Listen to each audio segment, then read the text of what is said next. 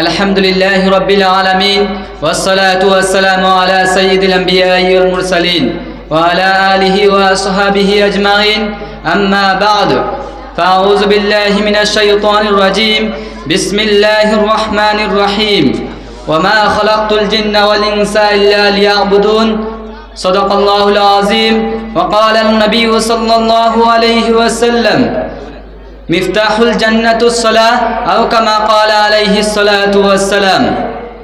ফয়জুল জলিল মাদ্রাসা কর্তৃক আয়োজিত বাৎসরিক ওয়াজ ও দস্তারবন্দি অনুষ্ঠানের সম্মানিত সভাপতি এবং দূর দূরান্ত থেকে আগত আমার অতি প্রিয় আসাতিজায়ে কেরাম এবং আমার সামনে উপস্থিত ছাত্রবৃন্দ, আমি আপনাদের সকলকে জানাই আমার অন্তঃস্থল থেকে আসসালামু আলাইকুম রহমতুল্লাহি ওয়া বারাকাতুহু। আজ আমাকে ফয়জুল জলিল দারুল উলুম মাদ্রাসার পক্ষ থেকে যে বিষয়টি নির্ধারিত করে দেওয়া হয়েছে সেই বিষয়টি হলো নামাজের গুরুত্ব ও ফজিলত। প্রথমে আমি আমার বিষয়টিকে দুইবার বিভক্ত করেছি, এক নামাজের গুরুত্ব, দ্বিতীয় নামাজের ফজিলত। প্রথমে নামাজের গুরুত্ব সম্পর্কে আলোচনা করা যাক। মুহতারাম হাজিরিন, ইমানের পর সবচেয়ে গুরুত্বপূর্ণ আমল হচ্ছে নামাজ। পবিত্র কোরআনে একবার নয়, দুইবার নয়, প্রায় 82 বার নামাজের কথা উল্লেখ করা হয়েছে। প্রিয় উপস্থিতি, মহান আল্লাহ পাক জিন এবং ইনসানকে সৃষ্টি করার পর বলেন, হাফিজু আলাস সালাওয়াতি ওয়াস সালাতিল উস্তা, অর্থাৎ তোমরা সমস্ত নামাজের প্রতি আগ্রহশীল হও এবং মধ্যবর্তী নামাজের প্রতি। অন্য এক আয়াতে বলেন, ওয়া আকিমুস সালাতা ওয়া আতুজ যাকাতা, তোমরা নামাজ আদায় করো এবং যাকাত দাও। প্রিয় উপস্থিতি, ইমানের ব্যক্তিত্বের আকারে 5টি স্তম্ভ রয়েছে, তার মধ্যে একটি হলো নামাজ।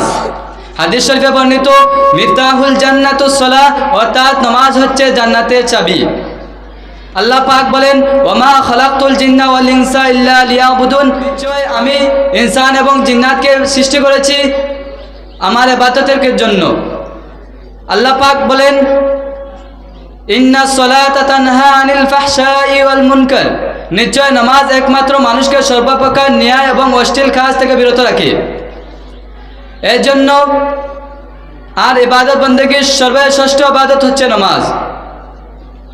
আর বর্তমান জমানার আমাদের সমাজের যে অবস্থা, আমাদের সমাজের যে পরিস্থিতি, এই পরিস্থিতি থেকে রক্ষা করতে পারে একমাত্র নামাজ। প্রিয় উপস্থিতি, এমনিভাবে নবী করিম সাল্লাল্লাহু আলাইহি ওয়াসাল্লাম এবং সাহাবায়ে কেরাম রাদিয়াল্লাহু তাআলা আনহু যখন কোনো মুসিবতে পড়ে যেতেন, তারা সাথে সাথে নামাজে দাঁড়িয়ে যেতেন। সুতরাং একটি চাবি ছাড়া দরওয়াজার তালা খোলা অসম্ভব, ঠিক তেমনি নামাজ ছাড়া বেহেশতের দরওয়াজা খোলা অসম্ভব। তাই নামাজের গুরুত্ব অপরিসীম। দ্বিতীয় বিষয়টি নিয়ে আলোচনা